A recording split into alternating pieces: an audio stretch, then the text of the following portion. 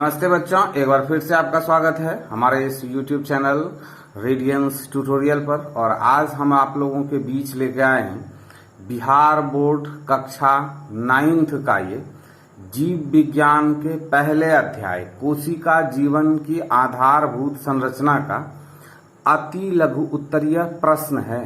तो आज हम इसमें सिर्फ अति लघु उत्तरीय प्रश्नों को ही देखेंगे। चूंकि हमारे पास कोई दूसरा व्यवस्था नहीं है, इसलिए हम इसको कॉपी और पेन का यूज करके लिखे हैं। आप इस वीडियो क्लास को अगर स्टार्ट से लेके एंड तक देख लेंगे तो इस अति लघु उत्तरीय को आप अच्छी तरह से समझ जाएंगे। तो क्लास को स्टार्ट करने से पहले आपसे मेरा रिक्वेस्ट है कि अगर आप इंग्लिश सीखना चाहते हैं, हमारा खुद का एक चैनल है AMS स्पोकन गुरु के नाम से। आप हमारे इस चैनल को विजिट करें और वहां से ट्रांसलेशन और ग्रामर को भी सीखें। अब सबसे पहला क्वेश्चन क्या है, देखिए, कोशिका को सर्वप्रथम किस वैज्ञानिक ने देखा? तो उस वैज्ञानिक का क्या नाम है? रॉबर्ट हुक नाम है। तो कोशिका को सर्वप्रथम रॉबर्ट हुक ने देखा था। नंबर 2 में क्या है, कोशिका को जीवन की संरचनात्मक एवं क्रियात्मक इकाई क्यों कहा जाता है? आंसर क्या होगा इसका? क्योंकि प्रत्येक जीव का शरीर कोशिकाओं का बना होता है और कोशिकाओं के ही द्वारा कार्य किया जाता है, इसलिए इसको संरचनात्मक और क्रियात्मक इकाई कहते हैं। नंबर 3 में क्या है, देखिए, कोशिका भित्ति कहाँ पाया जाता है? इसमें कोशिका भित्ति जो है पादप कोशिका में पाई जाती है। जीव की जो कोशिका भित्ति होती है उसमें कोशिका झिल्ली होती है और पादप की कोशिका में कोशिका भित्ति होती है और वो पादपों में पाया जाता है। देखिए, कौन से कोशिकांग सक्रिय श्वसन स्थल हैं?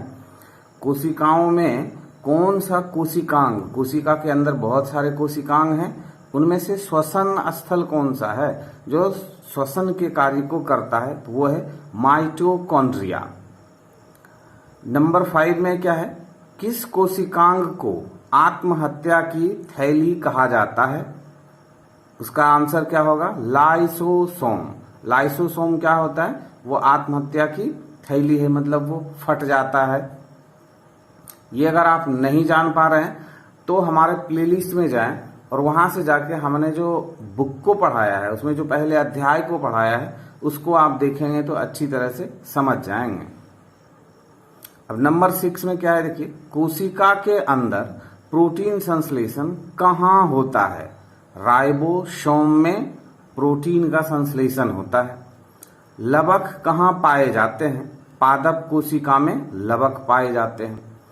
कोशिका के किन्हीं 2 अंगकों के नाम लिखें जिसमें DNA पाया जाता हो? तो माइटोकॉन्ड्रिया, लवक या प्लेस्टिड। ये जो दोनों हैं, ये लवक या प्लेस्टिड पादप में है और माइटोकॉन्ड्रिया जो है वो जंतुओं के कोशिका में पाई जाती है जिसमें DNA होता है। क्वेश्चन नंबर 9 क्या है, भोजन का संपूर्ण ऑक्सीकरण किस कोशिकांग में होता है? ये माइटोकॉन्ड्रिया में होता है। नंबर 10 में क्या है, कोशिका भित्ति तथा कोशिका झिल्ली में मूल अंतर क्या है? देखिए, कोशिका भित्ति सेल्यूलोज की बनी होती है जबकि कोशिका झिल्ली लिपिड और प्रोटीन की बनी होती है। और दूसरा, कोशिका भित्ति किसमें होता है? पादप में होता है और कोशिका झिल्ली जंतुओं की जो कोशिका है यानी जीवों की जो कोशिका है उसमें होती है। नंबर 11 में क्या है, कोशिका झिल्ली को चयनात्मक पारिगम झिल्ली क्यों कहते हैं? क्योंकि इस झिल्ली द्वारा कुछ ही पदार्थ अंदर बाहर आ जा सकते हैं, सब पदार्थ नहीं। कोशिका झिल्ली को चयनात्मक पारिगम झिल्ली क्यों कहते हैं? ये जो चयनात्मक पारिगम झिल्ली है ये कोशिका झिल्ली को ही कहा जाता है और ये जो कोशिका की झिल्ली है ये वो निर्णय करता है कि कौन सा तत्व मेरे अंदर आएगा और कौन सा नहीं आएगा, इसीलिए इसको चयनात्मक पारिगम झिल्ली कहते हैं। क्या पादप कोशिका में सेंट्रोसोम पाया जाता है? नहीं, सेंट्रोसोम जंतु कोशिका में पाया जाता है। देखिए, गोल्जी उपकरण कहाँ पाया जाता है? कोशिका द्रव्य में गोल्जी उपकरण पाया जाता है।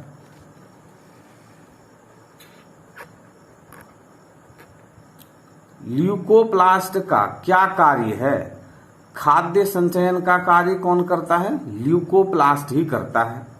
अंतःप्रद्रव्यी जालिका कितने प्रकार की होती है? अंतःप्रद्रव्यी जालिका 2 प्रकार की होती है। कौन सी कोशिका रचना जीवन वाहक है? गुणसूत्र। कौन सी कोशिकीय रचना जीन वाहक है? तो जीन वाहक कौन है? डीएनए है। क्रोमैटिन धागे कब क्रोमोसोम की तरह दिखाई पड़ते हैं? कोशिका विभाजन के समय। जब कोशिका का विभाजन होता है तो क्रोमैटिन धागे क्रोमोसोम की तरह दिखाई पड़ने लगते हैं। जीन किसे कहते हैं? डीएनए के क्रियात्मक खंड को जीन कहते हैं। क्रोमोसोम का निर्माण किन किन घटकों से होता है? डीएनए तथा प्रोटीन से। क्रोमोसोम का निर्माण किन किन घटकों से होता है? डीएनए तथा प्रोटीन से होता है। केंद्रिका कहाँ पाया जाता है? केंद्रक द्रव्य में पाया जाता है। केंद्रिका कहाँ पाया जाता है? केंद्रक द्रव्य में पाया जाता है। 21 नंबर में क्या है कि किस प्रकार की कोशिका में केंद्रक नहीं पाया जाता है? प्रोक्योरिटिक कोशिका जो होती है उसमें केंद्रक नहीं पाया जाता है। कोशिका के भीतरी तथा बाहरी वातावरण के बीच गैसों का आदान प्रदान किस क्रिया द्वारा होता है? विसरण के द्वारा। आदान प्रदान करने की जो क्रिया है उसको क्या कहते हैं? विसरण की क्रिया। पौधों में गैसों का आदान प्रदान किस संरचना द्वारा होता है? स्टोमाटा द्वारा। पौधों में गैसों का आदान प्रदान किस संरचना के द्वारा होता है? स्टोमाटा के द्वारा होता है। पौधों के मूल रोम द्वारा जल के अवशोषण से किस क्रिया का उपयोग होता है? पराशरण क्रिया। जीवों का शरीर किससे बना होता है? कोशिकाओं से मिलकर जीवों का शरीर बना होता है। बहुकोशिकीय जीवों का विकास एक कोशिका से किस क्रिया द्वारा होता है? कोशिका विभाजन के द्वारा होता है। हर एक कोशिका का विभाजन होके और मानव शरीर या जीवों का जो शरीर का निर्माण होता है। एक ऐसे कोशिका का उदाहरण दें जो अपना आकार बदलती रहती है। एक कोशिकीय जीव अमीबा जो कि अपना आकार बदलते रहती है और उसमें विभाजन होते रहता है और वो अपना सारा कार्य एक ही कोशिका से संपन्न कर लेता है।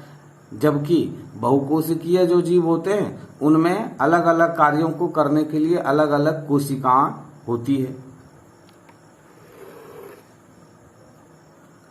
जीवों के शरीर में कोशिकाओं की संख्या किस पर निर्भर करती है? शरीर के आकार पर। जो जीव बड़े आकार के होते हैं उनमें कोशिकाओं की संख्या अधिक होती है। जो छोटे आकार के जीव होते हैं उनमें कोशिकाओं की संख्या कम होती है। केंद्रक के बारे में सर्वप्रथम किस वैज्ञानिक ने बताया? मैक्स सुल्ज ने केंद्रक के बारे में, कोशिका के अंदर जो केंद्रक होता है उसके बारे में, या उसको किसने खोजा? तो मैक्स सुल्ज ने खोजा है। 30 नंबर में क्या है देखिए, यह किसने बताया कि नई कोशिकाओं का निर्माण पहले से मौजूद कोशिकाओं से होता है? विर्चो ने बताया। किसने बताया? विर्चो ने बताया। यानी कोशिका का विभाजन जो होता है इसका खोज किसने किया? विर्चो ने किया। कोशिका द्रव्य एवं केंद्रक को सम्मिलित रूप से क्या कहते हैं? प्रोटोप्लाज्म या जीव द्रव्य कहते हैं। कोशिका द्रव्य एवं केंद्रक को सम्मिलित रूप से क्या कहते हैं? प्रोटोप्लाज्म कहते हैं या फिर जीव द्रव्य कहते हैं। 32 में क्या है देखिए, कोशिका भित्ति किसके कारण कड़ी और निर्जीव होती है? सेल्यूलोज के कारण। झिल्ली युक्त कोशिकांग किन कोशिकाओं में पाए जाते हैं? यूकैरियोटिक कोशिका में। झिल्ली युक्त कोशिकांग किन कोशिकाओं में पाए जाते हैं यूकेरियोटिक कोशिका में। अंतःप्रद्रव्यी जालिका कितने प्रकार की होती है? 2 प्रकार की होती है। गुच्छों में पाए जाने वाले राइबोसोम को क्या कहते हैं? Poly ribosome. या पादप कोशिका में गोल्जी उपकरण को सामान्यतः क्या कहते हैं? डिक्टियोसोम। क्या कहते हैं? डिक्टियोसोम। कोशिका की रसधानियों को चारों ओर से घेरने वाली झिल्ली को क्या कहते हैं? टोनोप्लास्ट। कोशिका की रसधानियों को चारों ओर से घेरने वाली झिल्ली को क्या कहते हैं? टोनोप्लास्ट। केंद्रक द्रव्य एवं कोशिका द्रव्य के बीच पदार्थों का आदान प्रदान किन छिद्रों द्वारा होता है? कोशिका क्रोमैटिन जालिका कहाँ पाई जाती है? कोशिका द्रव्य में। नंबर 40 में क्या है? आरएनए का संश्लेषण कहाँ होता है? केंद्रिका में होता है। क्रोमोसोम के दाने क्रोमैटिड्स किस स्थान पर एक दूसरे से संयोजित रहते हैं? सेंट्रोमियर में। क्रोमोसोम के शीर्ष भाग को क्या कहा जाता है? लेटोमियर। क्या कहा जाता है? लेटोमियर।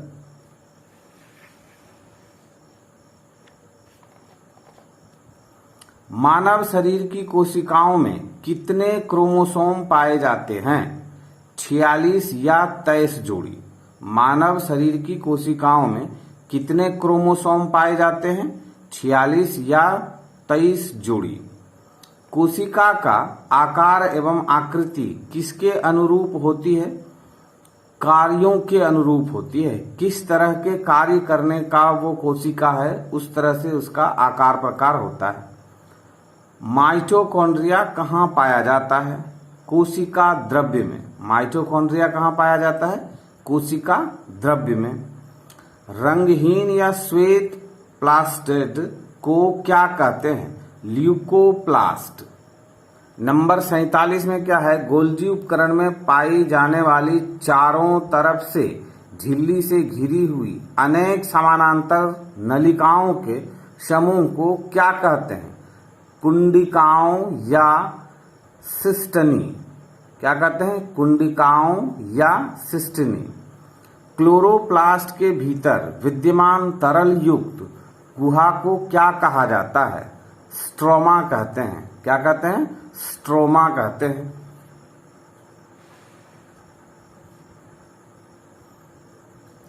किस संरचना के अभाव में वायरस में सजीव का लक्षण परिलक्षित नहीं होता है? कोशिका झिल्ली के अभाव में। ये जो वायरस होता है, ये जो आप सुनते हैं कोरोना वायरस, पोलियो वायरस, तो ये जो वायरस होते हैं, वायरस में कोशिका झिल्ली नहीं होती है। और हम जीवों का जो कोशिका है उसमें क्या होता है? झिल्ली होती है। फूलों में विभिन्न रंग प्रदान करने वाले प्लास्टिड को क्या कहते हैं? क्रोमोप्लास्ट कहते हैं। फूलों में विभिन्न रंग प्रदान करने वाले प्लास्टिड को क्या कहते हैं? क्रोमोप्लास्ट कहते हैं। तो इस तरह से अति लघु उत्तरीय जो प्रश्न था उसका जो उत्तर था वो ये 50वां क्वेश्चन के साथ खत्म होता है। तो मुझे उम्मीद है कि आप इसका फेयर अच्छी तरह से बनाएंगे और इसको याद करेंगे। तो अब इसके बाद हम लोग मिलेंगे लघु उत्तरीय प्रश्न में। लघु उत्तरीय प्रश्न को भी किस तरह से सॉल्व करेंगे वो आप देखने के लिए अगर आप हमारे चैनल पे पहली बार आए हैं, अभी तक आपने इस चैनल को सब्सक्राइब नहीं किया है, तो आपसे मेरा रिक्वेस्ट है कि आप इस चैनल को सब्सक्राइब कर लें, तभी मेरे द्वारा नेक्स्ट वीडियो जो अपलोड होगा उसका नोटिफिकेशन मिल पाएगा। और भी दूसरे विषयों के, बिहार बोर्ड से संबंधित दूसरे विषयों को पढ़ने के लिए आप हमारे प्लेलिस्ट को विजिट जरूर करें। तो मिलते हैं हम इसके बाद वाले क्लास में।